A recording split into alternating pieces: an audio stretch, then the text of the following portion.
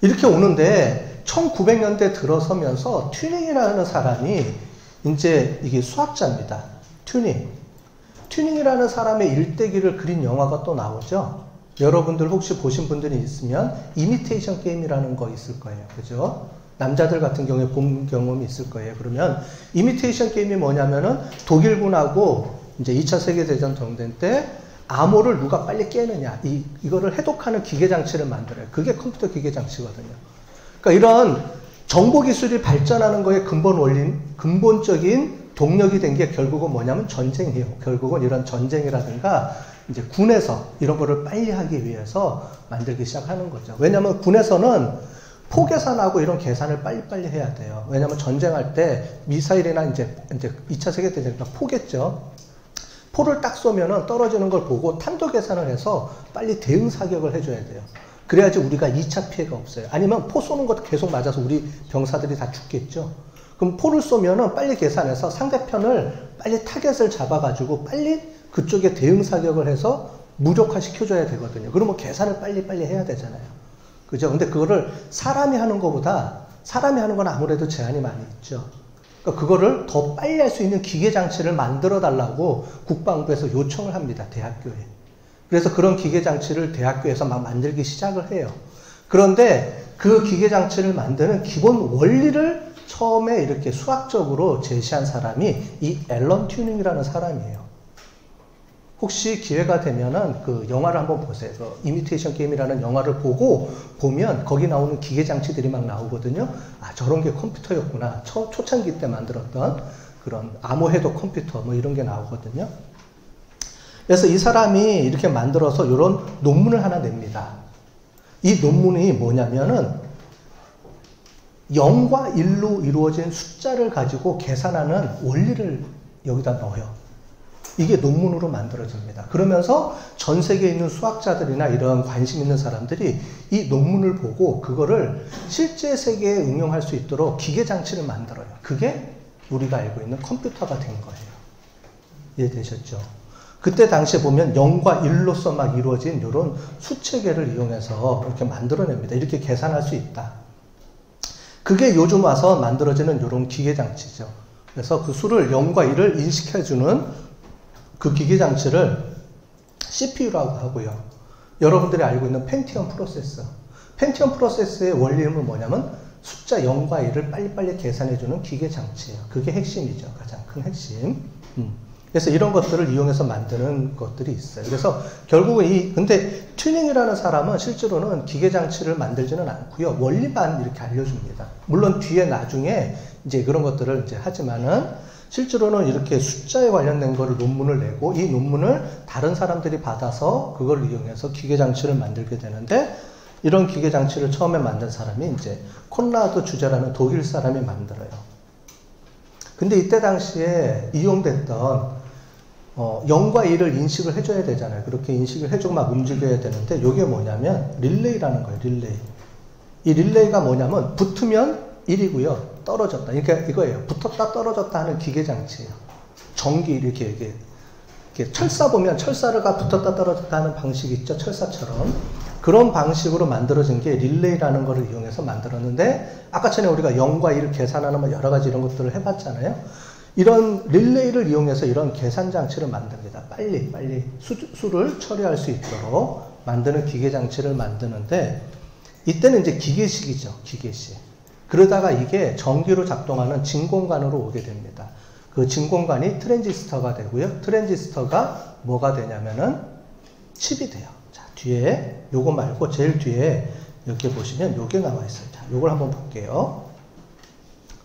뭐냐면 아까 전에 릴레이라는 기계장치가 0과 1을 인식하는 거예요. 우리가 디지털은 다 뭐라 그랬죠? 저장할 때 0과 1로 저장이 된다 그랬죠. 그러면 거기가 이렇게 붙어 있으면 1이고 떨어지면 0이고 이런 거로 해요. 그죠? 그 릴레이를 수만 개를 붙여놓는 거죠. 그죠? 이해되시죠? 0과 1을 계산하기 위해서. 근데 그렇게 하니까 기계장치가 너무 무리가 있어서 여러 가지 빨리 처리하는 속도가 문제가 생겨요. 그래서 이런 하드웨어가 만들어지기 시작하면서 나온 게 진공관입니다. 원래 이런 릴레이라든가 진공관이나 트랜지스터가 컴퓨터를 위해서 만들어진 게 아니고요. 여러 가지 전자제품을 위해서 만들어진 거를 컴퓨터에서 응용해서 사용한 거예요. 아까 전에 릴레이라든가 이런 진공관이 컴퓨터를 위해서 만들어진 게 아니고요. 원래는 전자장치들을 위해서 만들어진 건데 그거를 컴퓨터에서 응용합니다. 이런 진공관. 여러분들 녹음기나 이런 거 옛날 거 보면 비싼 거 보면 진공관 이용해서 막 만들어 놓죠. 그죠? 이게 이제 음질이 아날로그 음질이라서 그러다가 이런 진공관이 크죠. 큰 거를 요렇게 미세한 칩으로 만들어서 낸 거를 우리가 트랜지스터라고 부르고요. 이 트랜지스터를 더 압축을 합니다. 어떻게? 이 기판에다가 막 여러 개 기능들, 이 많은 그 트랜지스터를 묶어요. 이거를 뭐라고 부르냐면은 여러분들이 알고 있는 칩이라고 부르는 거예요. 칩. 이게 여러분들이 알고 있는 펜티엄 프로세서 칩입니다. 그러니까 뭐냐면 펜티엄 프로세서 칩을 옛날로 돌아가면 이런 진공관들이 수백만 개가 이제 들어있는 거죠. 압축해서, 응축해서 들어가 있는 거죠. 그게 여러분들이 알고 있는 프로세서 칩 또는 USB 저장 장치 이런 것들이 바로 이런 걸로 이루어져 있는 거예요. 여기 보면 이런 게. 그죠? 그러니까 여기 이렇게 부품 하나 조그맣게 들어가 있죠? 이거를 옛날에는 어떻게 했느냐? 옛날에는 이거예요. 지금 보시는 것처럼 옆에 보면 큰 상자 하나 있죠? 거기에 진공관을 전선으로 막 묶어가지고 릴레이 2600개 집어넣는데 이렇게 큰 덩어리가 나오죠? 그죠? 2600개 뿐이 안 되는데 워낙 덩치가 크니까 이런 기계장치들을 계속 만들어놔서 하는 거죠.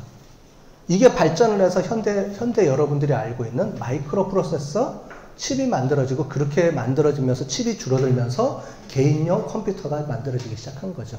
옛날에는 그런 게 없다 보니까 어떻게 돼요? 이런 것들을 뭐 수천 개 막 수만 개 막 붙여서 써야 되잖아요. 그러다 보니까 어떻게 됐냐면 건물 하나를 다 써야 돼요.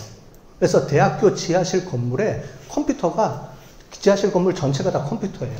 왜냐하면 전선을 다 연결해야 되니까 이런 기계장치들을 묶어가지고 여기 보세요. 중량이 5톤에다가 전선 800km 78대 기계 또 아까 전에 봤던 그런 게 3,300개가 들어가 있죠. 그죠? 이렇게 해봐야 덧셈 뺄셈하고 이런 거를 빨리 처리하는 이제 이런 거가 되는 거죠. 그죠? 그래서 여기 보시면 이제 콘라드 주제라는 사람이 이런 걸 이용해서 만들었고요.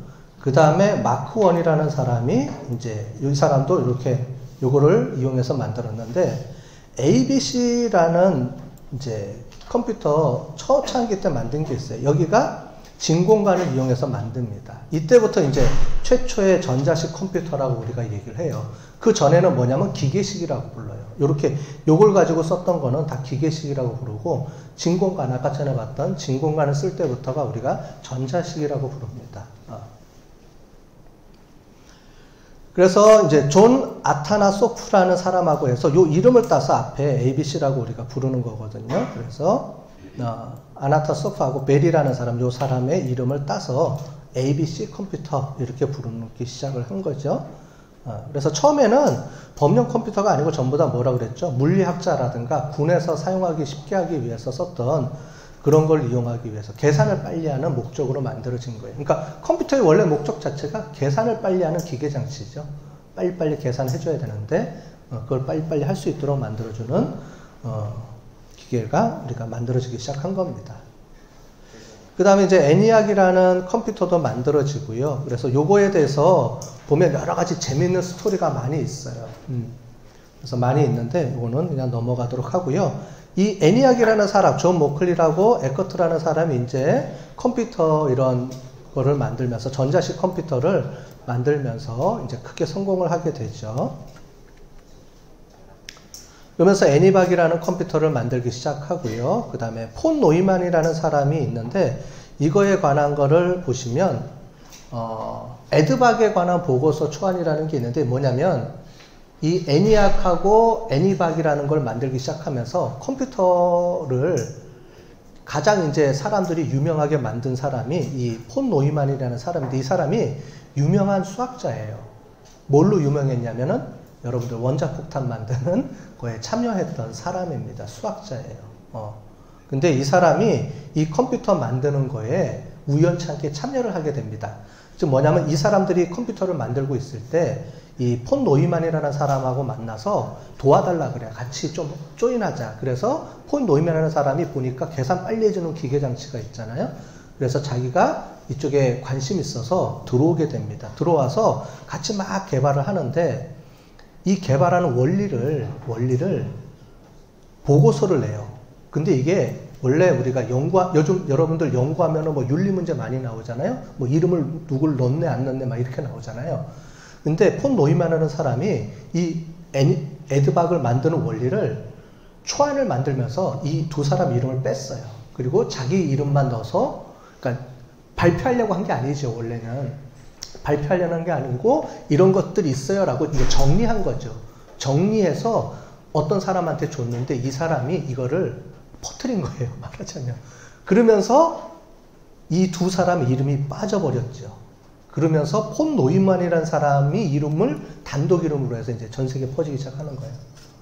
이 두 사람 얼마나 억울하겠어요, 그죠? 이런 아픈 역사, 히스토리가 있습니다. 근데 어쩔 수 없이 이 사람도 본인이 원한 게 아니고 논문 출판한 게 아니고 그냥 정리해서 누구한테 보내준 건데 이제 그게 퍼져버리기 시작하니까. 그러면서 그 보고서를 사람들이 돌려보면서 컴퓨터에 대해서 관심을 갖고 전 세계적으로 이제 컴퓨터를 만들기 시작한 거예요. 대학교들마다 이제 야 이런 컴퓨터들을 우리도 만들어야 되겠다 하면서 이제 막 급속하게 퍼지기 시작하면서 이제 컴퓨터의 역사가 발전하기 시작한 거거든요.